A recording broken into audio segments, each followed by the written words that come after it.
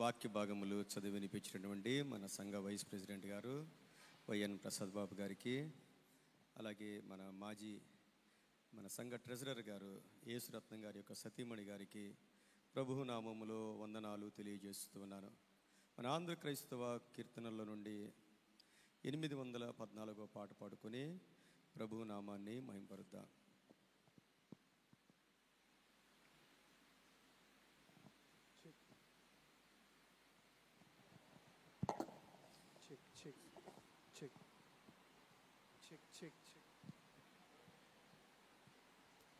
Check. Praise Lord. Hallelujah. అత్యున్నత సింహాసనముపై ఆసీనుడవైన నా దేవా, అత్యంత ప్రేమ స్వరూపి నీవే, ఆరాధింతును నిన్నే. అత్యంత ప్రేమ స్వరూపి నీవే, ఆరాధింతును నిన్నే.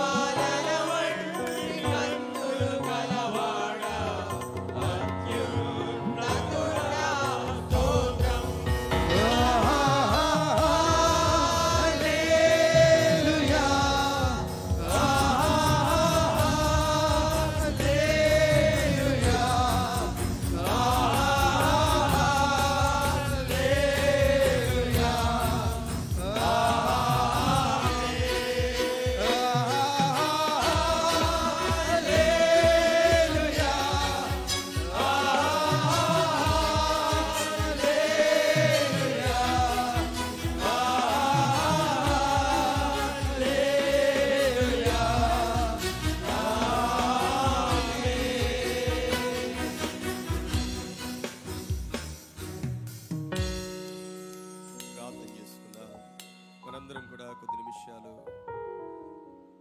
దేవుడు మనతో మాట్లాడులాగున దేవుని యొక్క మాటలు మన హృదయంలో చేర్చుకునేలాగున మనందరం దేవుని సన్నిధిలో ప్రార్థన చేద్దాం. యేసయ్యా, నాతో మాట్లాడయ్యా. నా హృదయము నీ వాక్యానికి రెస్పాండ్ అవడానికి మంచి నేల మీద పడిన విత్తనము వలె నీ వాక్కు నా హృదయములో నూరంతలుగా ఫలించున్నట్లు నాతో మాట్లాడయ్యా అని చిన్న ప్రార్థన చేద్దాం. ఆశగల ప్రాణాన్ని తృప్తిపరిచే దేవుడు, దేవుని వాక్కు కొరకు ఎదురు చూసే ప్రతి ఒక్కరితో మాట్లాడే దేవుడు. ఆయన మాట్లాడితే మనము బ్రతుకుతాం. హల్లెలూయా, హల్లెలూయా, హల్లెలూయా. యేసయ్యా, నీకు వందనాలు నాయనా. మా ఆరాధనంతా నీకేనాయనా. మా స్తుతుల మీద మీరు ఆశీనులై ఉండి యేసయ్యా, నీ స్వరాన్ని మాకు వినిపించండి నాయనా. నీ స్వరాన్ని ఎంతమంది విన్నారో, అందరూ ఏ విధంగా దీవించబడ్డారు, స్వస్థపరచబడ్డారు, మేళ్లతో నింపబడ్డారు నాయనా. అదే వాక్కు నాకు కావాలి. పరిశుద్ధాత్మదేవా, మమ్మల్ని దర్శించండి నాయనా. నీ వెలుగుతో నింపండి, మీ సత్యముతో నింపండి నాయనా. నీ వాక్యములో ఎంత సంతోషమున్నదో ఆ సంతోషాన్ని అనుభవించడానికి కృప దయచేయమని ప్రార్థిస్తున్నాం. మాలో ఎవ్వరి హృదయాలునైనా తండ్రి కఠినమైపోకూడదు నాయనా. నీ వాక్యానికి లోబడే కృపమందరికీ దయచేయమని, మా బలహీనతలన్నీ కొట్టివేయమని యేసుక్రీస్తు వారి పరిశుద్ధ నామములో వేడుకొని ప్రార్థిస్తూ ఉన్నాను తండ్రి. ఆమేన్. ప్రియమైన దేవుని బిడ్డలారా, మీ అందరికి కూడా మన ప్రభువును రక్షకుడై ఉన్న యేసుక్రీస్తు వారి నామములో వందనాలు తెలియజేస్తూ ఉన్నాను. ఈ దినము కొరకు ఏర్పాటు చేయబడిన వాక్యములో నుండి అపోస్తుడైన పౌలు గారు కొరింథీయులకు రాసిన మొదటి పత్రిక మొదటి అధ్యాయములో 7వ వచనము నుండి చదువుదాం. 7వ వచనము నుండి, గనుక ఏ కృపావరమునందునూ లోపము లేక మీరు మన ప్రభువైన యేసుక్రీస్తు ప్రత్యక్షత కొరకు ఎదురు చూచుచున్నారు.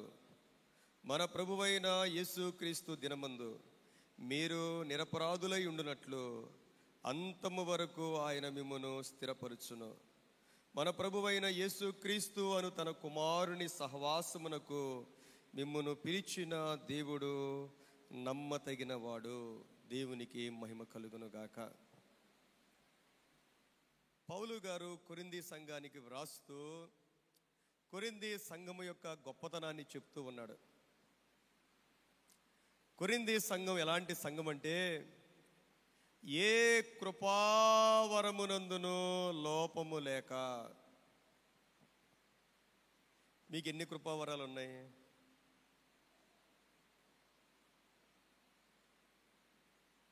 మనకెన్ని కృపావరాలు ఉన్నాయి? అసలు కృపావరాలు ఎన్ని? ఎవరో మాట్లాడు. కృపావరాలు ఎన్ని? 9. అంతే కదండి. కృపావరాలు 9, ఆత్మఫలాలు 9, అన్య భాషలు మాట్లాడడం, అన్య భాషలకి అర్థాలు చెప్పే వరం, ఇంకా స్వస్థత వరం, ప్రవచన వరం, బుద్ధి వాక్యము, జ్ఞాన వాక్యము, అద్భుతాలు చేసే వరం, విశ్వాసం కూడా వరమే. విశ్వాసం ఆత్మఫలాల్లో ఉంది, ఆత్మవరాల్లో ఉంది. విశ్వాసం అంటే రక్షించే విశ్వాసం వేరు, దేవుని ద్వారా అద్భుతాలు పొందుకునే విశ్వాసం వేరు.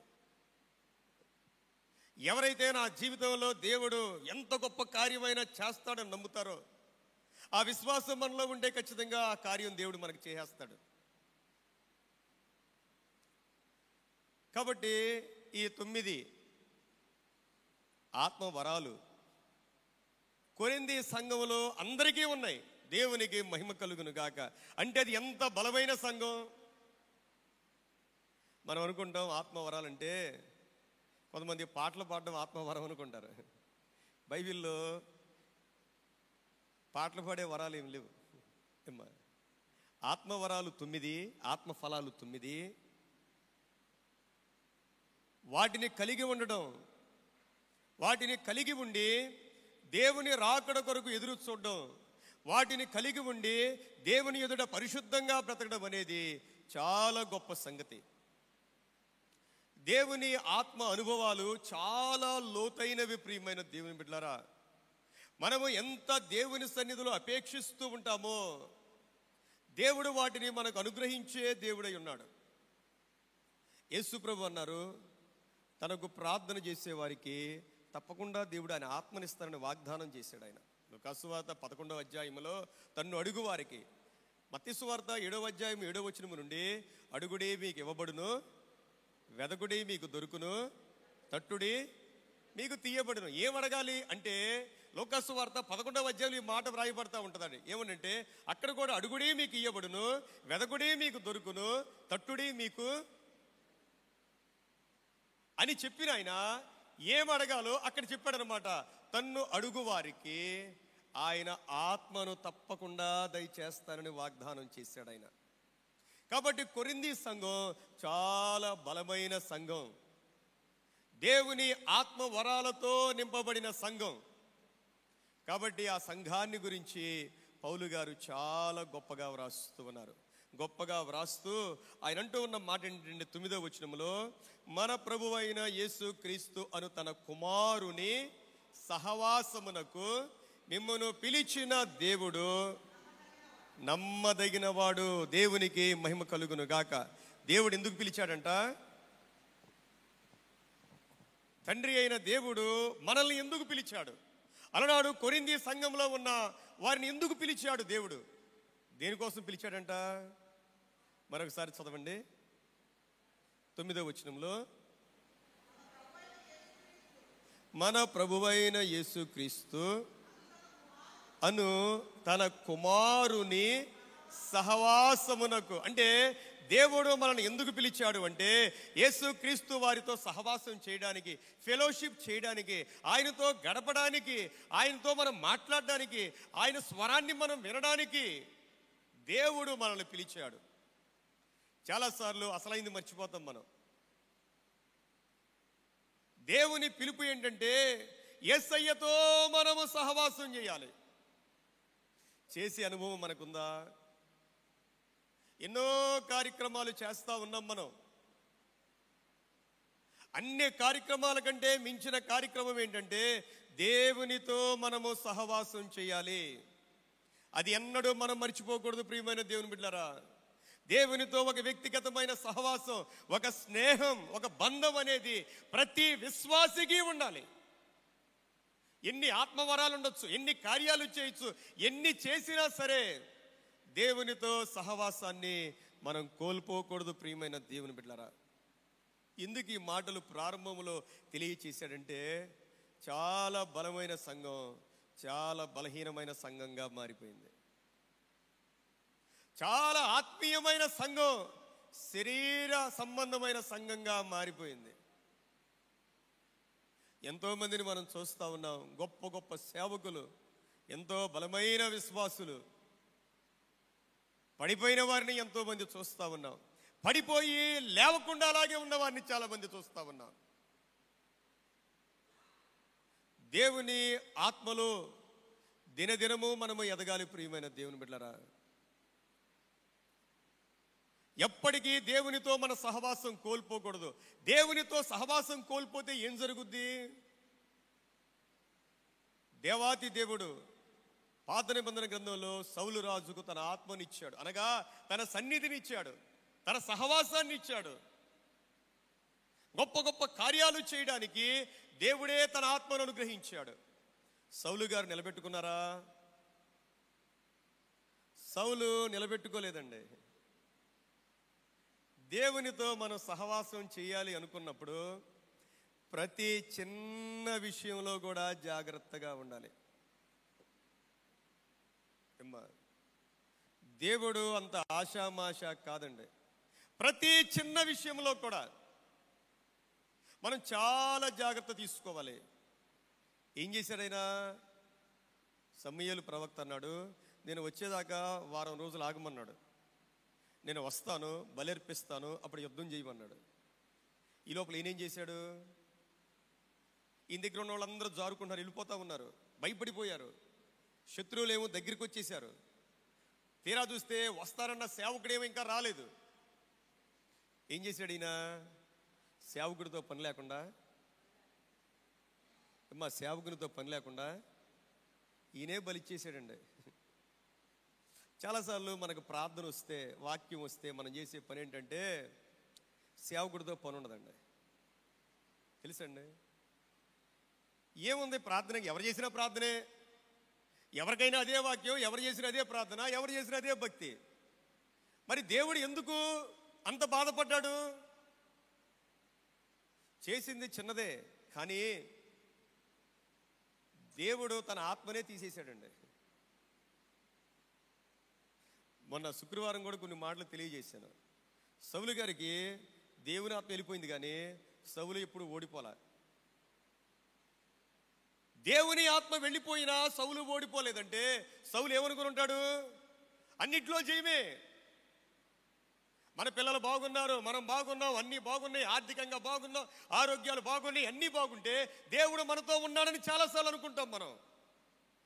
అదే అన్నిటికన్నా చాలా డేంజర్ అండి. అది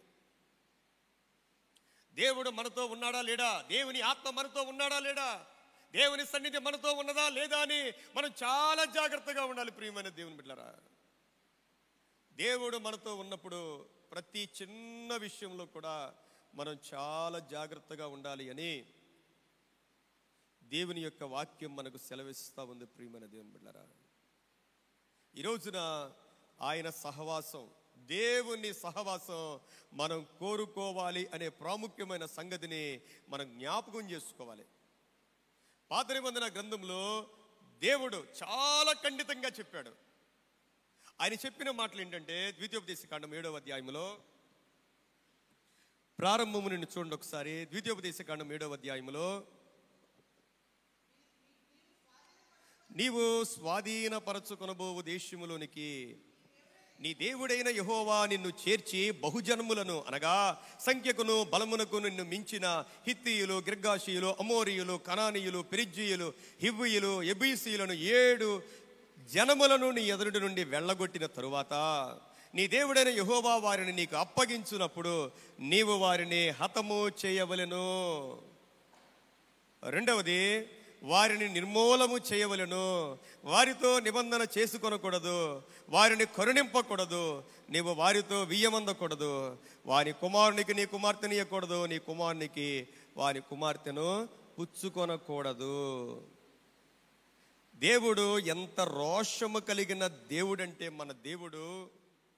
ప్రియమైన దేవుని బిడ్డలారా, దేవుడు ఇశ్రాయేలు జనాంగంతో అంటా ఉన్నాడు, మీరు వాగ్దాన దేశంలోనికి వెళ్ళిన తరువాత, మీరు దాన్ని స్వాధీనపరుచుకున్న తరువాత అక్కడ ఉన్న 7 జనాంగాలను ఏం చేయాలంట? అక్కడున్న 7 జనాంగాల్ని నీవు హతము చేయవలెను, వారిని నిర్మూలము చేయవలెను, వారితో నీవు నిబంధన చేసుకొనకూడదు, నీ కుమారునికి వారి కుమార్తెని ఇవ్వకూడదు, నీ కుమార్తెకు వారి కుమారుని ఇవ్వకూడదు, నీవు వారిని నిర్మూలము చేయాలి. వాస్తవానికి ఈ 7 జనాంగాలు కూడా చాలా బలమైన ప్రజలు. వాళ్ళకి అందం ఉండొచ్చు, ఆరోగ్యం ఉండొచ్చు, అంతస్తులు ఉండొచ్చు, ఏదైనా ఉండొచ్చు, కానీ నీవు వారితో వియ్యమందకూడదు. నిర్మూలన చేసేయి. ఎంతవరకు మనం నిర్మూలన చేస్తా ఉన్నాం? దేవుడు అంటున్నాడు, నీ దేవుడైన యెహోవానైన నేను రోషము కలిగిన దేవుణ్ణి. ఎవరైనా ఇవి చేయకుండా వాళ్ళతో ఎలాంటి నిబంధన చేసుకున్నా నా కోపము త్వరగా రగులుద్ది, నేను త్వరగా వారిని నిర్మూలన చేసేస్తాను. చాలా విచారకరమైన సంగతి ఏంటంటే, ఈ మధ్యలోనే పండగ ఒకటైంది, చాలా పండగ అయింది. ఓ పాస్టర్ గారు వాళ్ళ అబ్బాయి, ఒకే కొడుకు, చాలా ఫేమస్ పాస్టర్ గారు, టపాకాయలు కాలుస్తున్న అక్కడ నుంచున్నాడంటండి. మనం కాల్చం, ఏం చేస్తాం మనం? ఏండి, కాల్చేవాళ్ళు కూడా ఉంటారు. కాల్చేవాళ్ళు కూడా చాలామంది చిన్నగా తీసుకోకూడదండి. అన్య ఆచారాలు కానీ అన్య పద్ధతులు కానీ ఏది కూడా లైట్గా తీసుకోకూడదండి. ఒక్కడే కొడుకండి, అలా కాలుస్తున్న నుంచున్నాడు, ఆ వాసన పీల్చి కళ్ళు తిరిగి పడిపోయాడు, 2 డేస్లో చనిపోయాడు. ఎవరబ్బాయి? ఎవరబ్బాయి? ఓ పాస్టర్ గారు అబ్బాయి, వైజాగ్లోనే. మనం ఏమనుకుంటాం, మనం దేవునిలోకి వచ్చాక జాతరలు వెళ్తూ ఉంటాయి, మనం దగ్గరికి వెళ్ళకూడదు. నీ దేవుడైన యెహోవా రోషము కలిగిన వాడు. వాళ్ళు నీకంటే డబ్బున్న వాళ్ళు కావచ్చు, నీకన్నా గొప్పవాళ్ళు కావచ్చు, వాళ్ళు పెద్ద హోదా ఉన్న వాళ్ళు కావచ్చు, దేవుని దృష్టిలో వాళ్ళకంటే నీవు గొప్ప వ్యక్తివి. వాళ్ళని సంతోషపరచడానికి మనము ఏ రకంగా పాల్గొన్నా ప్రియమైన దేవుని బిడ్డలారా చాలా నష్టపోతామండి, చాలా నష్టపోతామండి. దేవుడు అన్న మాట ఏంటంటే అక్కడే వ్రాయబడింది 6వ వచనములో, నీవు నీ దేవుడైన యెహోవాకు, చెప్పండి, నీవు నీ దేవుడైన యెహోవాకు, నీ దేవుడైన యెహోవాకు నీవు ప్రతిష్ఠిత జనం. అంతే, అందరూ వేరు, నువ్వు వేరు. ప్రతిష్ఠిత జనం అంటే మనం ఎంత ప్రత్యేకంగా ఉండాలి ప్రియమైన దేవుని బిడ్డలారా. ఎందుకంటే మన దేవుడు రోషము కలిగిన దేవుడు. ఎవరైనా మీకు ఇష్టం లేని వాళ్ళు, మిమ్మల్ని బాధపరిచిన వాళ్ళు, మిమ్మల్ని ఇబ్బంది పెట్టిన వాళ్ళు ఎవరైనా ఉన్నారనుకోండి, వాళ్ళతో పిల్లలకు చెప్తారు, వాళ్ళతో జాగ్రత్తగా ఉండు, వాళ్ళ ఇంటికి వెళ్ళొద్దు, వాళ్ళతో మాట్లాడద్దు అంటారు. వాళ్ళు చాలా నష్టపరిచేవాళ్ళు, కీడు చేసేవాళ్ళు. పొరపాటున మీ పిల్లలు వాళ్ళ ఇంటికి వెళ్తే మీరు ఎలా ఫీల్ అవుతారు? ఎలా ఫీల్ అవుతాం మనం? దేవుడు కూడా అంతే, అపవాది బహు మోసగాడు. దానికి సంబంధించిన ఎక్కడికి కూడా మనం వెళ్ళకూడదు ప్రియమైన దేవుని బిడ్డలారా. వెళితే ఏమవుద్ది? ఇక్కడే వ్రాయబడింది 7వ అధ్యాయములో 26వ వచనములో, చూడండి, దాని వలె నీవు శాపగ్రస్తుడవు కాకుండానట్లు హేయమైన దానిని నీ ఇంటికి తేకూడదు. దేవుని బిడ్డలారా, మనం ఎవరితో సహవాసం చేస్తే, లోక సామెత ఉంది కదండి, 6 నెలలు సహవాసం చేస్తే వారు వీళ్ళవుతారు, వీరు వాళ్ళు. మనము ఏ దేవుణ్ణి ఆరాధిస్తామో మనం కూడా అలాగే మారిపోతాం. మనం ఆరాధించే దేవుణ్ణి బట్టి మన స్వభావం మారిపోద్దండి. మనం పరిశుద్ధుడైన దేవుణ్ణి, ప్రేమ కలిగిన దేవుణ్ణి, వాక్యమై ఉన్న దేవుణ్ణి మనం ఆరాధిస్తూ ఉంటుండగా మనకు కూడా ప్రభువు యొక్క స్వభావం మనకు వచ్చేస్తూ ఉంటుంది ప్రియమైన దేవుని బిడ్డలారా. శాపగ్రస్తమైనది ఏది కూడా మనతో పాటు మనం తీసుకుని రాకూడదు మన ఇంటికి. దేవుని విషయాల్లో చాలా జాగ్రత్తగా, రోషంగా ఉండాలని దేవుని సేవకునిగా నేను తెలియజేస్తూ ఉన్నాను ప్రియమైన దేవుని బిడ్డలారా. దేవుని బిడ్డలమైన మన సహవాసం ఎవరితో అంటే, యెషయా గ్రంథంలో 57వ అధ్యాయము 15వ వచనాన్ని చదువుదాం. యెషయా గ్రంథం 57వ అధ్యాయము 15వ వచనం. మన సహవాసం ఎవరితో అంటే, చూడండి, అక్కడ వ్రాయబడిన మాట, మహాగణుడును, మహోన్నతుడును, పరిశుద్ధుడును, నిత్య నివాసీయునైన వాడు ఇలాగున సెలవిచ్చుచున్నాడు, నేను మహోన్నతమైన పరిశుద్ధ స్థలములలో నివసించువాడను. దేవుడు ఎక్కడ ఉంటాడంట? ఆయన మహోన్నతమైన పరిశుద్ధ స్థలాల్లో,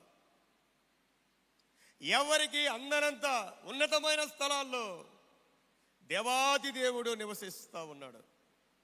అయినను వినయము గల వారి ప్రాణమును ఉజ్జీవింప చేయుటకును, నలిగిన వారి ప్రాణమును ఉజ్జీవింప చేయుటకును, వినయము గల వారి యొద్దను, దీన మనస్సు గల వారి యొద్దను నివసించుచున్నాను.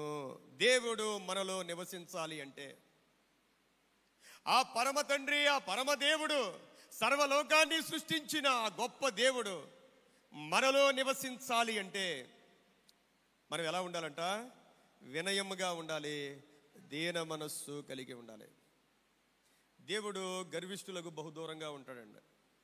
బైబిల్ గ్రంథంలో మనం ఎంత చదివినా గర్వము, గర్వపు మాటలు, గర్వపు ఆలోచనలు, నేను నేను నేను ఎక్కడ ఉంటుందో అక్కడ ప్రభువు ఉండడు.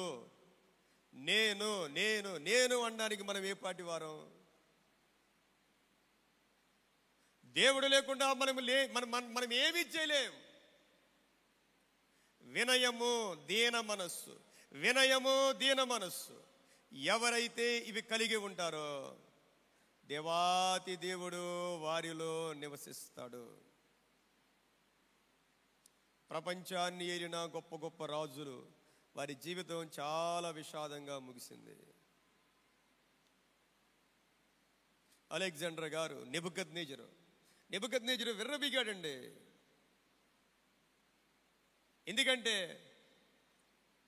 ప్రపంచాన్ని గెలిచాడు. దేవుడు ఆయన్ని గడ్డి తినిపించాడండి. పశువులాగా దేవుడు మార్చేశాడు. దేవుని బిడ్డలు ఎవరైతే వినయంగా ఉంటారో, దీన మనస్సు కలిగి ఉంటారో ఒక్కోసారి బయటపడుద్దండి. మనకి వినయం ఉందో, దీన మనస్సు ఉందో ఎప్పుడు బయటపడుద్ది? ఎవరితోనైనా గొడవైనప్పుడు మనలోంచి ఒరిజినాలిటీ వచ్చేస్తుందండి. ఎవరైనా మనల్ని తిడితేనో, అనరాని మాట అంటేనో, తక్కువ చేసి మాట్లాడితేనో, చులకనగా మాట్లాడితేనో అది మనకు టెస్టింగ్ అనమాట. మనం మారేమో లేదో అనడానికి. మీరు మంచిగా ఉన్నప్పుడు మిమ్మల్ని ఏమైనా కొట్టెళ్ళారనుకోండి, మీకు ఎలా ఉంటుంది? మంచిగా ఉన్న తిట్టారనుకోండి, టెస్టింగ్ అనమాట మనకి, మనం ఎలా ఉన్నామని. వినయము, దీన మనస్సు అనేవి చాలా ప్రాముఖ్యమైనవి. ప్రియమైన దేవుని బిడ్డలారా, యెషయా గ్రంథంలో 66వ అధ్యాయము 2వ వచనాన్ని చదువుదాం. యెషయా గ్రంథం 66వ అధ్యాయము 2వ వచనములో, అవన్నీయు నా హస్తకృతములు, అవి నా వలన కలిగినవి, యెహోవా సెలవిచ్చుచున్నాడు. ఎవడు దీనుడై నలిగిన హృదయము గలవాడై నా మాట విని వణుకుచుండునో వానినే నేను దృష్టించుచున్నాను. ఎవడు దీనుడై నలిగిన హృదయము గలవాడై నా మాట విని వణుకుచుండునో. దేవుని మాట మనం విన్నప్పుడు నిజంగా మనలో ఒక భయము రావాలి, దీనత్వం రావాలి. దేవుడు అప్పుడు మనల్ని దృష్టి ఉంచుతాడు. కాబట్టి దేవునికి ఇలాంటి వారు కావాలి అనే సంగతిని మనం జ్ఞాపకం చేసుకోవాలి. 51వ కీర్తన 17వ వచనంలో దేవుడికి ఎలాంటి వారు ఇష్టమో ఇక్కడ వ్రాయబడింది. మనం చూస్తే, విరిగిన మనస్సే, 51వ కీర్తన 17వ వచనంలో, విరిగిన మనస్సే దేవునికి ఇష్టమైన బలులు. దేవా, విరిగి నలిగిన హృదయమును నీవు అలక్ష్యము చేయవు. మనం ఎప్పుడు విరిగిపోతాం? కష్టాల గుండా వెళితే విరిగిపోతాం. ఎవరైనా అనరాని మాటలు అంటూ ఉంటే, హేళన చేస్తూ ఉంటే అనేక సార్లు మనం విరిగిపోతూ ఉంటాం. భర్త బాధ పెడతా ఉన్నాడు, బిడ్డలు బాధ పెడతా ఉన్నారు, భార్య బాధ పెడతా ఉంది, ఉద్యోగంలో బాధలు వస్తూ ఉన్నాయి. విరిగిపోతాం. ప్రియమైన దేవుని బిడ్డలారా, విరిగిపోవాలి. దేవుని సన్నిధిలో విరిగి నలిగిన హృదయాన్ని మన దేవుడు అలక్ష్యము చేయడు. కన్నీటితో చేసే ప్రార్థనను దేవుడు ఎన్నడూ త్రోసివేయడండి. వెంటనే జవాబు వస్తుందండి. మన కన్నుల నుండి కన్నీరు భూమి మీద పడ్డానికంటే ముందుగానే, నీ కన్నుల నుండి కన్నీరు భూమి మీద పడేలోపే పరలోకము నుండి నీకు జవాబు వచ్చేస్తుంది. విరిగి నలిగిన ప్రార్థనను, విరిగి నలిగిన హృదయాన్ని దేవుడు అలక్ష్యము చేసేవాడు కానే కాదు. ప్రియమైన దేవుని బిడ్డలారా, ఎంతకాలమైంది దేవునితో మనం సహవాసం చేసి? ఎంతో బిజీగా ఉంటున్నాం. దేవుడు అది కోరుతా ఉన్నాడా? మీ బిడ్డలు ఉంటారు, మీ బిడ్డలు ఎంత బిజీగా ఉన్నా మీతో మాట్లాడకపోతే ఎలా ఉంటుంది? ఎలా ఉంటుంది? ఫుట్బాల్లో బాగా రిచెస్ట్ పర్సన్ ఎవరు? ఫుట్బాల్లో చాలామంది ఫుట్బాల్ చూసేవాళ్ళు ఉంటారు. రొనాల్డోని చాలా మంచి బిల్డింగ్లో వాళ్ళ అమ్మను పెట్టాడు. వాళ్ళ అమ్మగారు ఒక రోజున ఆయన బయటికి వెళ్తే ఆమె ఇంటికి వెళ్ళిపోయింది, వేరే ఇంటికి. ఒక చిన్న దాంట్లోకి వెళ్ళిపోయింది ఆమె. ఈయన వెతుక్కున్నాడు, ఎక్కడా దొరకలే. చివరికి అక్కడికి వెళ్ళాడు. ఏంటమ్మా వెళ్ళిపోయావంటే, నువ్వు నాకు అన్నీ ఇచ్చావు కానీ నాతో మాట్లాడే సమయం నీకు లేదు అందంట. అన్నీ ఇచ్చావు, ఏమి లేదు. మనమైనంతేనండి, మనమైనంతే. మనం ఎదుగుతాం, మనం పెద్దవాళ్ళు అవుతాం. ఈ రోజున మన తల్లిదండ్రులతో మాట్లాడే సమయం మనకు లేదు. రేపొద్దున మనతో మాట్లాడే సమయం మన పిల్లలకు కూడా ఉండదు. ఎందుకు ఈ మాట్లాడుతున్నానంటే, సహవాసం అనేది చాలా ప్రాముఖ్యం. దేవుడు కూడా అలాంటి సహవాసాన్ని కోరుతా ఉన్నాడండి. దేవుడు మనతో ఉండాలి అంటే విరిగి నలిగిపోయిన వారముగా మనం ఉండాలి. ప్రియమైన దేవుని బిడ్డలారా, దేవుని యొక్క వాక్యములో యోహాను పత్రిక మొదటి అధ్యాయము 3వ వచనం నుండి 7వ వచనం వరకు చదువుదాం. యోహాను పత్రిక మొదటి అధ్యాయం 3వ వచనం నుండి, మాతో కూడా మీకును సహవాసము కలుగునట్లు మేము చూచిన దానిని వినిన దానిని మీకును తెలియజేస్తున్నాము. మన సహవాసం అయితే తండ్రితో కూడాను ఆయన కుమారుడైన యేసు క్రీస్తుతో కూడాను ఉన్నది. దేవునికి మహిమ కలుగును గాక. మన సహవాసం దేవునితో, తండ్రి అయిన దేవునితో, కుమారుడైన యేసు క్రీస్తు ప్రభువుతో ఉన్నది అని చెప్తూ ఆయన ఏమంటాడంటే 7వ వచనములో, అయితే ఆయన వెలుగులో ఉన్న ప్రకారము మనమును వెలుగులో నడిచిన ఎడల మనం అన్యోన్య సహవాసము గలవారమై ఉందుము. అప్పుడు ఆయన కుమారుడైన యేసు రక్తము ప్రతి పాపము నుండి మనల్ని పవిత్రులుగా చేయును. ఎందుకు ఈ మాట అన్నాడంటే, పై వచనములో చాలా మంది దేవునితో నాకు సహవాసం ఉందని చెప్పుకొని చీకట్లో నడుస్తూ ఉన్నారంట. నాకు దేవుడు తెలుసు, దేవునితో సహవాసం ఉంది అని చెప్పుకుంటూ ఎవరైతే చీకటిలో ఉన్నారో వాళ్ళని ఉద్దేశిస్తూ వ్రాసిన మాట ఏంటంటే, ఆయన వెలుగులో ఉన్నట్లు మనం కూడా వెలుగులో నడిస్తే అప్పుడు ఒక అన్యోన్య సహవాసం ఉంటుంది. ఎప్పుడైతే దేవునితో అన్యోన్య సహవాసం ఉంటుందో అప్పుడు మాత్రమే యేసు రక్తము ప్రతి పాపము నుండి మనల్ని పవిత్రులుగా చేయను. ఆయనతో సహవాసము లేకుండా యేసయ్య రక్తము మనల్ని కడగదు. ఆయన వెలుగులో ఉన్నట్లు మనం కూడా వెలుగులోనికి వచ్చేయాలి.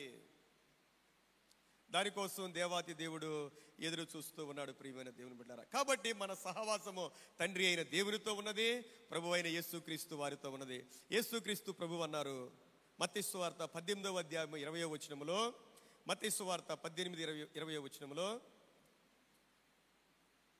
ఏలయనగా 2-3 నా నామమున ఎక్కడ కూడి ఉందురో అక్కడ నేను వారి మధ్యన ఉందునని చెప్పెను. ఎక్కడ 2-3 ఆయన నామమున కూడి ఉందురో. మీ గృహాల్లో గృహ ప్రార్థనలు జరుగుతూ ఉంటాయి. గృహ ప్రార్థనలు జరిగినప్పుడు వారి మధ్యలో ఎవరుంటారు? ఏమ్మా, ఎవరుంటారు చెప్పండి? చాలామంది గృహ ప్రార్థనలకి తక్కువ అంచనా వేస్తారండి. 2-3, ఎక్కడైతే 2-3 ఇద్దరుంటే చాలండి, ప్రభు వచ్చేస్తాడు వాళ్ళ మధ్యలోనికి. నేను ఉపవాస ప్రార్థన ప్రారంభించాలన్నప్పుడు మన కార్యవర్గానికి అదే చెప్పాను, 2 ఉన్నా చేస్తానండి, 1 ఉన్నా చేస్తాను. ఎందుకంటే 2 ఉంటే ప్రభు వస్తాడు. 1000 మంది అక్కర్లేదండి దేవునికి. ఎక్కడ 2-3 ఆయన నామములో కూడి ఉంటారో. మనం అనేక విషయాలు కలిసి భోంచేస్తారు, కలిసి అనేకమైన కార్యక్రమాలు చేస్తూ ఉంటాం. కలిసి ప్రార్థన చేసేవాళ్ళు ఉన్నారా ఈ రోజుల్లో? వాస్తవానికి మన తల్లిదండ్రులు వాళ్ళ కుటుంబ ప్రార్థనలు ఎంతో బలంగా చేసేవాళ్ళు, అవునే కదండి? మన తల్లిదండ్రులు కుటుంబ ప్రార్థనలు చేసేవాళ్ళు. వాళ్ళకున్న జీతాలు చాలా తక్కువ, చాలని జీతాలు. పెళ్ళిళ్ళు చేసే స్తోమత కూడా వాళ్ళకు ఉండేది కాదు చాలా మందికి అండి. కానీ వాళ్ళకి అంత ధైర్యం ఎక్కడిదంటే ప్రార్థన. అందువల్ల వారు వారి బిడ్డల్ని ఎంతో మంచిగా సెటిల్ చేశారు. ఈ రోజుల్లో జీతాలు ఎక్కువ ఉన్నాయి, పరిస్థితులు బాగున్నాయి, అందరికీ లగ్జరీ లైఫ్ ఉంది. కానీ ఎందుకు మన పిల్లల గురించి మనం భయపడుతున్నాం? చెప్పండి, ఎందుకు భయపడుతున్నాం? ఒక ఫ్యామిలీ ఉందండి భీమవరంలో, 3 ఆడపిల్లలు. తండ్రికి జాబు లేదు, తల్లికి జాబ్ ఉంది. కానీ వాళ్ళ ఇంట్లో ప్రతిరోజు కుటుంబ ప్రార్థన జరిగేదండి. శుక్రవారం ఉపవాస ప్రార్థన చేసేవాళ్ళు. దేవుని బిడ్డారా, నేను చెప్తున్నానండి, ఆ 3 ఆడపిల్లలను సెటిల్ చేశారండి వాళ్ళు. అందులో ఒక ఆమెనేమో మన్నా మినిస్ట్రీస్లో హెడ్ ఉంటారు, వాళ్ళ అబ్బాయికి ఇచ్చారు. ఇంకొక ఆమెనేమో ఆగివీడులో పెద్ద సంస్థ ఉంటుందండి, వాళ్ళ అబ్బాయికి ఇచ్చారు. వాళ్ళ అబ్బాయి అమెరికాలో ఉంటాడు. ఇంకో సంబంధం కూడా చాలా గొప్ప సంఘం, 3 పిల్లలు అండి. ఈ రోజులో ఒక ఆడపిల్లలు ఉంటే పెళ్లి చేయడానికి ఎంత వరి అయిపోతా ఉన్నారు. దేవుని బిడ్డలారా, మన ఉద్యోగాలు లేకపోతే మన బ్యాక్గ్రౌండ్ కాదండి, మనం అనేక విషయాల్లో ఫెయిల్ అయిపోతున్నాం. కారణం ఏంటంటే, ఎక్కడ 2-3 ఆయన నామమున కూడి ఉంటారో. ఈ రోజున మిమ్మల్ని ప్రశ్న అడుగుతా ఉన్నాను, మీతో కలిసి ప్రార్థన చేసే స్నేహితులు మీకున్నారా? మీకు అనేక మంది స్నేహితులు ఉండొచ్చు అండి, మీతో కలిసి దేవుణ్ణి స్తుతించేవారు, ప్రార్థించేవారు. 2-3 ఆయన నామములో ఉంటే, ఎప్పుడైనా దేవుని బిడ్డలు 2-3 ఉంటే వారి మధ్యలో ఎవరుంటారు? ఏమ్మా చెప్పండి. మనం చాలాసార్లు ఎందుకు దేవుని ఆశీర్వాదాలు కోల్పోతున్నామంటే, అన్నీ తెలిసిన మనమే దేవుని ఆశీర్వాదాలు కోల్పోతున్నాం. మలాకి గ్రంథం 3వ అధ్యాయంలో మరి 16వ వచనంలో ఉంటుందని, దేవుని యందు భయభక్తులు కలిగిన వారు ఒకరితో ఒకరు మాట్లాడుకొనుచుంటుండగా ఎవరు వింటారు? ఎవరు వింటారు? ఈ రోజులు ఇద్దరు మాట్లాడుకుంటే ఏం మాట్లాడుకుంటారు? 2 వ్యక్తులు 3వ వ్యక్తి గురించి బ్యాడ్గా మాట్లాడుకుంటారు. అదే జరిగేది. 2 వ్యక్తులు, 2 ప్రార్థనా పరులు, 2 భక్తి పరులు, ప్రాముఖ్యమైన వ్యక్తులు, 2 వ్యక్తులు మాట్లాడుకుంటే మనం దేవుని మహిమపరుస్తామా? ఒకరినొకరు హెచ్చరించుకుంటామా? ఒకరినొకరు బలపరుచుకుంటామా? లేకపోతే ఎవరి గురించో మనం తప్పుగా మాట్లాడుకుంటున్నామా? నేను కూడా అండి, ఎవరి గురించి మాట్లాడుకుంటాం మనం? 2 వ్యక్తులు మాట్లాడుకుంటే, దేవుని బిడ్డలు మాట్లాడుకుంటే, పరిశుద్ధాత్మ దేవుడు వారి మధ్యలో ఉంటాడు. ఎవరి గురించి అన్నా తప్పుగా మాట్లాడుకుంటే దేవుడు మన ఆశీర్వాదాలన్నీ తీసేస్తాడండి. పోతాయండి. మాట్లాడతామండి, మనం మాట్లాడతాం, ఖచ్చితంగా మాట్లాడతాం. మనం చేసిన ప్రార్థన అంతా వ్యర్థమే, మన భక్తి అంతా వ్యర్థమే. కొన్ని విషయాల్లో మనం సరిచూసుకోవాలి ప్రియమైన దేవుని బిడ్డలారా. 2-3 ఎక్కడైతే ఉంటారో, యేసు ప్రభు స్వయంగా అన్న మాట ఏంటంటే, నేను వారి మధ్యలో ఉంటాను. దేవునికి మహిమ కలుగును గాక. యోహాను సువార్త 14వ అధ్యాయం 23వ వచనాన్ని చదువుదాం ఒకసారి. యోహాను సువార్త 14:23. ఒకడు నన్ను ప్రేమించిన ఎడల వాడు నా మాట గైకొనును, అప్పుడు నా తండ్రి వారిని ప్రేమించును, మేము వాని యొద్దకు వచ్చి వాని యొద్ద నివాసము చేతుము. యేసయ్యను ప్రేమించాలి. యేసయ్యను ప్రేమించడం అంటే యేసయ్య మాట వినాలి. యేసయ్య మాట వింటే దేవుడు మనతో నివాసం ఉంటారని వాగ్దానం చేశాడు. కాబట్టి తండ్రి అయిన దేవునితో మనం సహవాసం చేయాలి. రెండవది, మన ప్రభువైన యేసుక్రీస్తు వారితో మనం సహవాసం చేయాలి. మూడవది, రోమీయులు రాసిన పత్రిక 8వ అధ్యాయము 9వ వచనం చదువుదాం. రోమీయులు రాసిన పత్రిక 8వ అధ్యాయము 9వ వచనంలో, దేవుని ఆత్మ మీలో నివసించి ఉన్న ఎడలా మీరు ఆత్మ స్వభావము గలవారే కానీ శరీర స్వభావము కలవారు కాదు. మూడవది, దేవుని ఆత్మ, పరిశుద్ధాత్మ దేవుడు మనతో సహవాసం చేయడానికి ఇష్టపడతా ఉన్నాడు ఆయన. మనం చదివితే కొరింథీయులకు రాసిన పత్రిక 3వ అధ్యాయము 16వ వచనములో, 6వ అధ్యాయములో, మీ దేహము దేవుని యొక్క ఆలయము, పరిశుద్ధాత్మ దేవుడు మనలో పర్మనెంట్ గా నివసించడానికి ఇష్టపడుతూ ఉన్నాడు. మన దేహాన్ని ఆయనకి సమర్పించుకోవాలి. మన దేహము మీద ఎన్ని ఉన్నా, మన దేహములో ప్రభువు లేకపోతే ఈ దేహానికి విలువ లేదండి. మనం ఏం చేస్తామంటే, ప్యాకింగ్లు ఎక్కువైపోతా ఉన్నాయి.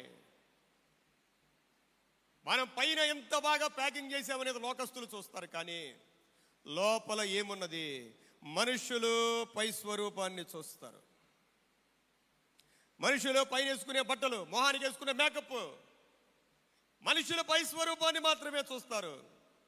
మన దేవుడు హృదయ అంతరంగాన్ని చూసే దేవుడు. పరిశుద్ధాత్మ దేవుడు మనలో నివాసం ఉండడానికి ఇష్టపడతా ఉన్నాడు. ప్రియమైన దేవుని బిడ్డలారా, తండ్రి అయిన దేవునితో మనం సహవాసం చేయాలి. మన ప్రభు అయిన యేసుక్రీస్తు వారితో మనం సహవాసం చేయాలి. మూడవది, పరిశుద్ధాత్మ దేవునితో మనము సహవాసం చేయాలి. అంత మాత్రమేనా? విశ్వాసులు కూడా ఒకరితో ఒకరు సహవాసం చేయాలి. ఆత్మీయ జీవితంలో దేవుడు మనకిచ్చిన పిల్లర్స్ 4 ఉంటాయండి. ప్రతి సంఘానికి 4 పిల్లర్స్ ఉంటాయి. అపోస్తుల కార్యము 2వ అధ్యాయము 42వ వచనం నుండి మనం చదివితే, అపోస్తుల కార్యము 2వ అధ్యాయము 42వ వచనములో వీరు చూడండి ఒకసారి, వీరు మొట్టమొదటిగా అపోస్తుల బోధ యందును సహవాసమందును రొట్టె విరుచుట యందును ప్రార్థన చేయుట యందును ఎడతెగక ఉండిరి. ఈ 4 కూడా క్రిస్టియానిటీకి 4 పిల్లర్స్ అండి. ఇది ఏ సంఘమైనా కావచ్చు. బోధ అనేది చాలా ఇంపార్టెంట్. ఏ బోధ పడితే ఆ బోధ చేయకూడదండి. క్రిస్టియన్ డాక్ట్రిన్ అనేది చాలా కరెక్ట్గా ఉండాలి. ఏ మాత్రం డాక్ట్రిన్లో కొంచెం తేడా ఉన్నా దైవ సంబంధమైన ఆశీర్వాదాలు మనం పొందుకోలేం. అపోస్తుల బోధ ఏంటంటే, యేసుక్రీస్తు ప్రభువారు శరీరధారిగా వచ్చారు. ఆయన మన కోసం ప్రాణం పెట్టాడు. ఆయన 3వ దినాన సమాధిని కలిసి తిరిగి లేచాడు. ఆయన దేవాది దేవుడు. ఆయన నేడు తండ్రి కుడిపార్శ్వమున ఆశీనుడై ఉండి మన కోసం విజ్ఞాపన చేస్తూ ఉన్నాడు. ఆయన అతి త్వరలో రాబోతూ ఉన్నాడు. ఆయన అపోస్తుల బోధ. రెండవది సహవాసము. సహవాసం ఎలా ఉండాలో దేవుని యొక్క వాక్యంలో అనేక మాటలు వ్రాయబడ్డాయండి. దేవుని బిడ్డల యొక్క సహవాసము పరిశుద్ధుల యొక్క సహవాసం. బైబిల్ గ్రంథంలో దేవుడు కొంతమందిని వెలివేసేయమన్నాడు. ఎవరిని వెలివేయాలి? సంఘంలో అపవిత్రమైన కార్యాలు ఉన్నప్పుడు దేవుడు ప్రేమతో చెప్పాడు ఏంటంటే, వాళ్ళని వెలివేయండి. వాళ్ళని కనుక వెలివేస్తే వాళ్ళ అపవాది చేతుల్లోనికి వెళ్ళిపోతే కనీసం అప్పుడైనా మారు మనసు వచ్చుద్ది. ఇది బైబిల్ డాక్ట్రిన్ అండి. ఇది ఖచ్చితంగా పాపం చేసేవాడిని వెలివేయాలి. మీరు చదవండి, కొరింథీయులకు రాసిన పత్రిక 1వ పత్రిక 5వ అధ్యాయం చదివితే, ఎవరైతే పాపము చేశారో వారిని వెలివేయాలి. ఎప్పుడైతే వెలివేయబడతారో వారు అపవాది చేతుల్లోకి వెళ్ళిపోతారు. అపవాది చేతుల్లోకి వెళ్ళిపోయాక వాళ్ళ యొక్క అనారోగ్యమో, వాళ్ళ ఆర్థిక సమస్యలో, వారి బాధలు వచ్చినప్పుడు దేవుని సన్నిధిలో పశ్చాత్తాపపడి మళ్ళా దేవుని యొద్దకు రావాలి. పశ్చాత్తాపము లేకుండా దేవుని దగ్గరకు వస్తే సంఘం మొత్తం పాడైపోద్దండి. ఒక్కళ్ళ చాలండి మొత్తాన్ని పాడు చేయడానికి. బైబిల్ చెప్పేది అదే, ఒక్కళ్ళ చాలు. కొంచెము బుద్ధిహీనత అని ఉంటుంది. మనలో కూడా అంతే. మనలో ఏదన్నా ఒక చిన్న బలహీనత ఉందంటే మొత్తం పోయినట్టే జీవితం. బుక్కావాని తైలంలో అంట ఏం పడితే, చచ్చిన ఏగ ఒకటి పడితే చచ్చిపోయింది. ఎవరైనా పాపములో చచ్చిపోతే ఎంత విలువైనదైనా సరే మొత్తం పాడైపోద్ది. అందువలన వారిని వారితో సహవాసం చేయకూడదండి. లోకంలో ఎలాంటి పాపం చేసే వాళ్ళతోనైనా సహవాసం చేయొచ్చు, కానీ బైబిల్ చెప్పేది ఏంటంటే, దేవుని మందిరానికి వచ్చిన తర్వాత, విశ్వాసిగా ఉన్న తర్వాత మనలో ఏ పాపం ఉన్నా, తాగుబోతులు కానీ, తిరుగుబోతులు కానీ, విగ్రహారాధికులు కానీ, లోపంతో ఉన్నవారు కానీ, వీళ్ళందరూ దేవుని చేత వెలివేయబడిన వారు. కానీ విచిత్రం ఏంటంటే, నీతిమంతుల్ని వెలివేస్తా ఉన్న రోజుల్లో మనం ఉన్నాం. యేసు ప్రభు దినాల్లో కూడా అంతేనండి. యేసుక్రీస్తు ప్రభు వారు ఒక పుట్టి గుడ్డివాడిని స్వస్థపరిచారు. శిష్యులు అడిగారు, అయ్యా ఈయన గుడ్డివాడిగా పుట్టడానికి కారణం ఎవరు? ఈయన లేకపోతే వీళ్ళ తల్లిదండ్రులు అంటే ప్రభు అన్నారు, ఈయన కాదు, వీళ్ళ తల్లిదండ్రులు కాదు, దేవుని మహిమ ఈయన యందు ప్రత్యక్షపరచబడడం కోసమే అన్నారు. యేసుక్రీస్తు ప్రభు ఏం చేశారంటే, నేల మీద ఉమ్మి వేసి దాన్ని బురద చేసి దాని కళ్ళ మీద పూశారు. ఆయనకి కళ్ళు వచ్చాయి. గుడ్డివానికి కళ్ళు వచ్చాక ఏమనుకుంటారు ఎవరైనా? ఒక గుడ్డివానికి కళ్ళు వచ్చినాయండి, అందరూ ఆయన మెచ్చుకుంటారేమో, గణపరుస్తారేమో అనుకుంటే, ఎక్కడ లేని కష్టాలన్నీ ఆయనకే వచ్చేసినాయి అండి. ఈ సొసైటీలో దేవుడు మనకు అద్భుతం చేస్తే, దేవుడు మనకు ఒక దీవెన ఇస్తే కష్టాలు అనేవి ప్రారంభమవుతూ ఉంటాయి. మీరు జ్ఞాపకం చేసుకోండి. ఒక మనిషి దీవించబడితే, ఎవరైనా లేనోళ్ళు మంచి బట్టలు వేసుకుంటే కింద నుంచి పైదాకా చూస్తారు చాలామంది. వేసుకోకూడదా? అందరూ వేసుకోవాలి, అందరూ మంచిగా ఉండాలి. మన బతికేది కొద్ది కాలమే. అందరూ దీవించబడి అందరూ సంతోషంగా ఉండాలి. ఏ ఒక్కళ్ళే ఉండాలా? నో, అందరూ దీవించబడాలి. ఇప్పుడైతే గుడ్డివాని కళ్ళు వచ్చినాయో, ఆ గుడ్డివాడు తెలిసిన వాళ్ళందరూ అంటున్నారు, ఈయనే కదా భిక్ష పడుకునే ఆయన, ఈయనే కదా గుడ్డివాడు అంటే, కొంతమంది అంటున్నారు ఈయన కాదంటున్నారు, కొంతమంది ఈయనే అంటున్నారు. ఆయన అడిగితే అన్నాడు నేనే అన్నాడు. ఆయన ఆ భిక్షం ఎత్తుకునే ఆ గుడ్డివాడిని నేనే. నీకు ఎలా కళ్ళు వచ్చినాయి అంటే, యేసు అనే ఒక మనుష్యుడు ఆయన నేల మీద ఉమ్మి వేసి బురద చేసి నా కళ్ళకి రాశాడు అన్నాడు.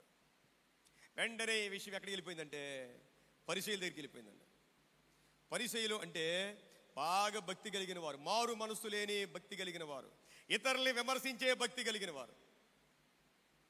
ఇతరుల్ని విమర్శించే భక్తి కలిగిన వారు, ఆ భక్తి బహు డేంజర్ అండి. అది ఎవరిలో ఉన్నా వారికి మారు మనస్సు రాదు. వాళ్ళు ఏం చేశారండి, ఆ మనిషిని తీసుకొచ్చి ఆయన అడుగుతా ఉన్నారు, నీ కళ్ళు ఎలా వచ్చినాయి అంటే ఆయన చెప్పాడు, యేసు అనే ఒక ఆయన నాకు ఇలా చేశాడు. అదేంటి? ఇక వీళ్ళు బిగిన్ చేశారు, యేసు ప్రభువులో తప్పు ఎలా పట్టుకోవాలి. మనుషుల్లో తప్పులు పట్టుకునే వాళ్ళు చివరిలో దేవుణ్ణిలో కూడా తప్పును పట్టుకుంటారండి. ఒక మనిషిలో తప్పును పట్టుకోవడానికి ప్రయత్నం చేసే ప్రతి వ్యక్తి కూడా ఎవరిలో పట్టుకుంటారు? యేసయ్యలో తప్పేం పట్టుకోవాలని ఆలోచిస్తే ఒకటి దొరికేసింది. ఏం దొరికింది? విశ్రాంతి దినాన్ని స్వస్థపరిచేసాడు ఈయన. కాబట్టి ఈయన దేవుడు కాదు, దేవుని యొద్ద నుంచి వచ్చిన వాడు కాదు అంటే ఆయన అంటున్నాడు, ఆయన దేవుని యొద్ద నుంచి రాకపోతే పాపులు ఇలాంటి పనులు చేయలేరు కదా, ఆయన గొప్ప ప్రవక్త కాబట్టి ఇలా చేసాడండి. ఈయన కోపం వచ్చేసిందని పరిసయ్యుడికి. ఏంటి నువ్వు నాకు చెప్పేవాడువా, నువ్వు అడుక్కునేవాడు కదా, గుడ్డోడు కదా అంటే. వెంటనే తల్లిదండ్రులు పిలిపించారండి. ఈయన మీ అబ్బాయి అని అంటే వాళ్ళు అన్నారు, ఈయన మా అబ్బాయి కానీ ఆయనకి కళ్ళు ఎలా వచ్చినాయో మాకు తెలియదు. ఎందుకంటేనంట వెలివేస్తారేమో అని భయం అంట. ఎవరిని వెలివేసేది? దేవునితో సహవాసం కలిగిన వ్యక్తిని, దేవుని ద్వారా అద్భుతాలు పొందుకున్న వ్యక్తిని. దేవుని బిడ్డలారా, దేవుని కొరకు జీవించాలి అంటే ఒక్కోసారి నువ్వు ఒంటరిగా అయిపోయే పరిస్థితులు కూడా ఉంటాయి. ఫేస్ చెయ్యాలి. నాకు అందరూ కావాలి అంటే దేవుణ్ణి వదిలేయాలి. దేవుని కంటే, దేవుని నీతి కంటే, దేవుని వాక్యం కంటే మనకు మనుషుల మెప్పు కావాలి అనుకొని మనుషుల్ని పొగుడుతూ ఉంటే జీవాధిపతి అయిన దేవుణ్ణి మనం కోల్పోతాం. ప్రియమైన దేవుని బిడ్డలారా, మనకి దేవుడు కావాలా, మనుషులు కావాలా? దేవుని కోసం దేవుణ్ణి వదిలేసి మనుషుల్ని పట్టుకుంటే మనుషులు చేసే పని ఏంటి ఎలా ఉంటుందో తెలుసండి. మనం నాశనం అయిపోయేదాకా మనతో ఉంటారు, మనం నాశనం అయిపోగానే మనల్ని విడిచి వెళ్ళిపోతారండి. ఎంత గొప్ప వ్యక్తి అయినా చేసే పని అదే. దేవుడి నుంచి మనం దూరం అయిపోతే రెండిటికి చెడిపోతాం. ప్రియమైన దేవుని బిడ్డలారా, దేవుడు కావాలి అనుకున్నప్పుడు ఒంటరిగా ఉండడానికి కూడా మనము ఇష్టపడాలి. దేవునికి మహిమ కలుగును గాక. నిన్నటి దినాన్న నాతో పాటు చదువుకున్న మా క్లాస్మేట్స్ వచ్చారండి ఇంటికి. వాళ్ళు చెప్తా ఉన్నారు మా పాపకి, మీ డాడీ మాతో ఎవరితో కలిసేవాడు కాదు, సింగిల్గా ఉండేవాడు ఆయన. మేమందరం ఎక్కడికో వెళ్ళేవాళ్ళు, ఈయన ఎక్కడికి వచ్చేవాడు కాదు. దేవునిలో ఉన్న వాళ్ళం ఎవరితో కలుస్తాం? మనం లోకంతో కలవగలమా? లోకంతో పాటు పిక్నిక్కి వెళ్ళగలమా? వాళ్ళతో పాటు మనం ఎంజాయ్ చేయగలమా? అంతకు మించిన ఆత్మ మనలో ఉన్నప్పుడు, అంతకు మించిన సంతోషం మనలో ఉన్నప్పుడు, అంతకు మించిన దీవెనలు మనలో ఉన్నప్పుడు, దేవుని బిడ్డలారా, ఈ లోకంతో మనం కలవలేం. ప్రియమైన దేవుని బిడ్డలారా, ఒక్కొక్కరిని చూస్తే 50 లక్షల కోట్ల రూపాయల కార్లు తీసుకొచ్చారండి మా క్లాస్మేట్స్. కానీ వాళ్ళకి మించిన ఆశీర్వాదం దేవుడు మనకి ఇచ్చాడు. ప్రియమైన దేవుని బిడ్డలారా, మన సహవాసము ఎవరితో అనే సంగతిని మనం జ్ఞాపకం చేసుకోవాలి. దేవుని విషయంలో మనం చాలా చాలా చాలా అవిశ్వాసులతో జోడిగా ఉండకూడదు. ఎంత చక్కగా చెప్పాడంటే 2వ పత్రికలో, కొరింథీయులకు రాసిన పత్రిక 2వ పత్రికలో, మీరు అవిశ్వాసులతో జోడిగా ఉండకూడదు. నీతికి దుర్నీతితో ఏమి సాంగత్యము, వెలుగునకు చీకటితో ఏమి పొత్తు, క్రీస్తునకు బెలియాలతో ఏమి సంబంధము, అవిశ్వాసితో విశ్వాసికి పాలెక్కడది. మీరు వారిలో నుండి బయలు వెళ్ళండి, వారిలో నుండి మీరు ప్రత్యేకంగా ఉండండి. దేవుని బిడ్డలం దేవునితో సహవాసం చేయాలి. దేవునితో సహవాసం అనేది చాలా కాస్ట్లీ అండి. దేవునితో సహవాసం అనేది అది చాలా కాస్ట్లీ. చాలా మనం వదిలేయాలి, చాలా వదిలేయాలి. దేవుని కోసం మనం చాలా వదిలేయాలి. అలా వదిలేయగలిగితేనే దేవునితో మనం సహవాసం చేయగలుగుతాం. రోజులో ఎంతసేపు మీరు దేవునితో గడుపుతున్నారు వ్యక్తిగతంగా? ఒక ప్రశ్న. దేవునితో మీరు ఎంతసేపు గడుపుతూ ఉన్నారు? ప్రార్థిస్తూ ఉన్నారా? ఆయన స్తుతిస్తూ ఉన్నారా? వ్యక్తిగతంగా సహవాసం మనం కలిగి ఉన్నామా? బైబిల్ గ్రంథంలో చాలా మందితో సహవాసం చేయొద్దనుందండి, చెప్పడానికి సమయం లేదు. కానీ కోపచిత్తునితో ఏం చేయకూడదు? ఏమ్మా, కోపచిత్తునితో చెప్పట్లేదు ఎవరు? సామెతలో 22:24 ఏముంది? సామెతలో 22:24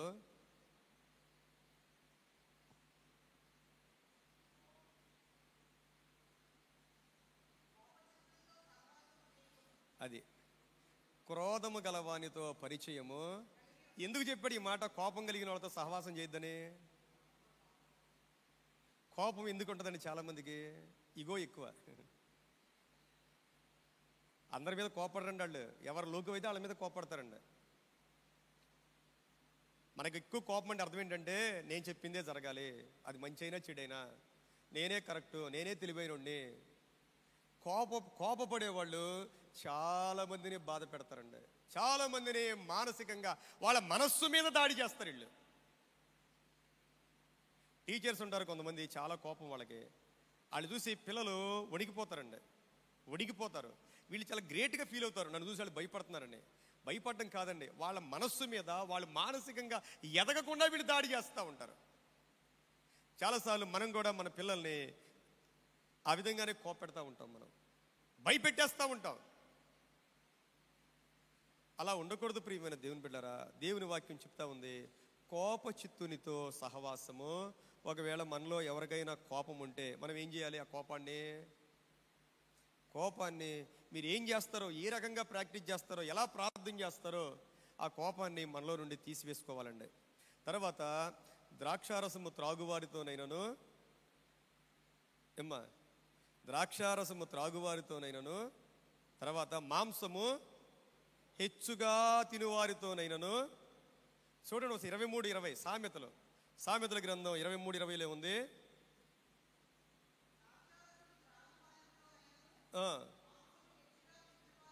తిండిబోతులతో కూడా సహవాసం చేయకూడదు. తాగుబోతులతో, తిండిబోతులతో సహవాసము చెయ్యకూడదు. చేస్తే ఏమవుద్ది అంటే మనం కూడా ఆత్మీయంగా చల్లారిపోతామండి, ఆత్మీయంగా చల్లారిపోతాం. ఇంకా చాలా ఉంది, మనం నేర్చుకున్న బోధకు వ్యతిరేకమైన వారితో సహవాసం చేయకూడదు. కొంతమంది రాంగ్ డాక్ట్రిన్ మనకు చెప్తా ఉంటారండి, రాంగ్ డాక్ట్రిన్. ఈరోజు చూడండి, చాలామంది యేసు ప్రభు దేవుడు కాదంటారు. వాళ్ళు బైబిల్లో కొన్ని మాటలు చూపిస్తూ ఉంటారు, యెహోవా అనే దేవుడు అని చెప్తూ ఉంటారు. బైబిల్లో వారికి అర్థం కాని విషయాలు, దేవుని బిడ్డల్ని పాడు చేయడానికి రాంగ్ డాక్ట్రిన్ చెప్పి అదేదో చాలా గ్రేట్గా ఫీల్ అయిపోయి దేవుని బిడ్డల్ని పాడు చేసే సిద్ధాంతాలు అనేకమైన ఉన్నాయి. ప్రియమైన దేవుని బిడ్డలారా, వాళ్ళతో సహవాసం చేస్తే ఏమవుద్దంటే మనం ఆత్మీయంగా ఎదగలేం. అలాంటి వారితో మీరు సహవాసము చేయవద్దని దేవుని యొక్క వాక్యము చాలా స్పష్టంగా తెలియచేస్తా ఉంది. ఇంకా చాలా విషయాలు ఉన్నాయి ప్రియమైన దేవుని బిడ్డలారా. ఏదేమైనా మనం దేవునితో సహవాసం, దేవుని బిడ్డలతో పవిత్రమైన సహవాసం, ఈ మాట మాత్రం మీరు జ్ఞాపకం చేసుకోండి. ఏ సహోదరుని గురించి కూడా మూడో వ్యక్తి గురించి మనం తప్పుగా మాట్లాడితే ఎవరు నష్టపోతారు? ఎవరి గురించి మాట్లాడుతున్నామో వాళ్ళు ఎప్పుడు నష్టపోరండి, వాళ్ళకి ఇంకా దీవెనలే వస్తాయి. మాట్లాడుకునే మనమే అన్ని ఆశీర్వాదాలు కోల్పోతాయి. ఎవరినో మెప్పించడానికి మనం మూడో వ్యక్తి గురించి మాట్లాడకూడదు. అందుకే మన జీవితాల్లో చాలా ఆశీర్వాదాలు ఆగిపోయినాయి. ఎందుకు ఆశీర్వాదాలు ఆగిపోయినాయి అంటే దానికి కారణం మనమే. మన మాటలు మన ఆశీర్వాదానికి అడ్డుగా ఉన్నాయి. ఈ మాటలు మీరు జ్ఞాపకం చేసుకోండి. కళ్ళు మూసుకుందాం, చిన్న ప్రార్థన చేద్దాం. ఈ రోజు నుండి ఎక్కువగా దేవునితో సహవాసం చేయడానికి దేవుని బిడ్డలారా మన సమయాన్ని, కొంత సమయాన్ని దేవునికి కేటాయిద్దాం. దేవునికి మనం కేటాయించాలి. మనం ఎన్ని చేసినా దేవునితో ఆ సహవాసం లేకపోతే మనం ఎన్నో ఆశీర్వాదాలు కోల్పోతాం. గనక ఆయన బిడ్డలమైన మనం ప్రార్థన చేద్దాం. ప్రభువా, నీకు వందనాలు చెల్లిస్తున్నాం. నీవు రోషము కలిగిన దేవుడవు. ఎంత ప్రేమ ఉన్నదో అంతకు మించిన రోషము కలిగిన దేవుడవు గనుక దేవా, వ్యర్థమైన సహవాసాలు, వ్యర్థమైన కాలక్షేపాలు, అపవిత్రమైన సహవాసాలన్నీ మా దీనిని దూరపరచండి. నీతో సహవాసం చేయడానికి నాయన నీ ఆత్మను మాకు ఇవ్వండి. ప్రభువా, నీకు వందనాలు చెల్లిస్తున్నాం. అయ్యా, మా కోసం మాతో సహవాసం చేయడానికి నువ్వెంత ఆశపడతా ఉన్నావు నాయనా. మాకు తెలియక తప్పిపోయిన కుమారునిలాగా శ్రేష్టమైన గనుడవైన నిన్ను విడిచిపెట్టి ఒకవేళ లోకంలో పడిపోతే ఈ రోజున తిరిగి మమ్మల్ని లేవనెత్తండి. నీతో సహవాసం చేసే వ్యక్తిగా మమ్మల్ని మార్చండి. సంఘంలో ప్రతి బిడ్డను ఆ విధంగా దీవించి ఆశీర్వదించమని యేసు క్రీస్తు వారి పరిశుద్ధ నామములో వేడుకొని ప్రార్థిస్తూ ఉన్నాను తండ్రి. ఆమేన్. సమస్త జ్ఞానమునకు మించిన దేవుని సమాధానము యేసు క్రీస్తు వలన మన హృదయములకును తలంపులకును కావలియుండును గాక. ఆమేన్.